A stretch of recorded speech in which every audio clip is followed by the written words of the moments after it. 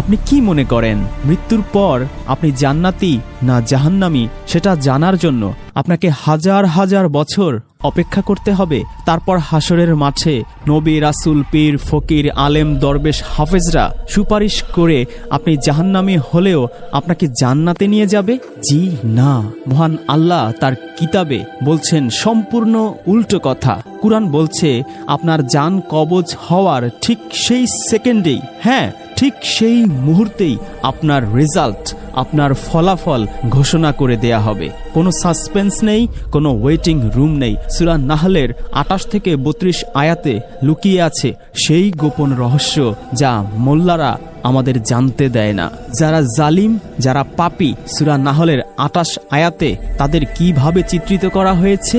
আল্লাহ বলছেন, যখন ফেরেশতারা তাদের জান কবজ করতে আসে তখন ভয়ের চোটে তারা মিথ্যা বলা শুরু করে। তারা বলে, মাকুন্না না আমালু মিন সুউ, অর্থাৎ আমরা তো কোনো মন্দ কাজ করতাম না, খারাপ কাজ করতাম না। তারা মনে করে দুনিয়ার আদালতের মতো সেখানেও মিথ্যে বলে পার পাওয়া যাবে। কিন্তু ফেরেশতারা কি বলে?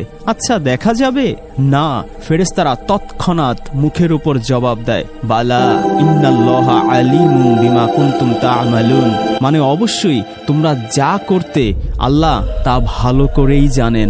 এরপর 29 আয়াতে ফেরেশতারা কোনো বিচারকের জন্য অপেক্ষা করে না, তারা সরাসরি অর্ডার দেয়, ফাদখুলু আবওয়াবা জাহান্নাম। এবার আসুন সূরা নাহলের 32 নম্বর আয়াতে। এই আয়াতটা শুনলে মুত্তাকিদের কলিজা ঠান্ডা হয়ে যাবে। তারা যখন মারা যায় ফেরেশতারা তাদের সাথে কেমন আচরণ করে?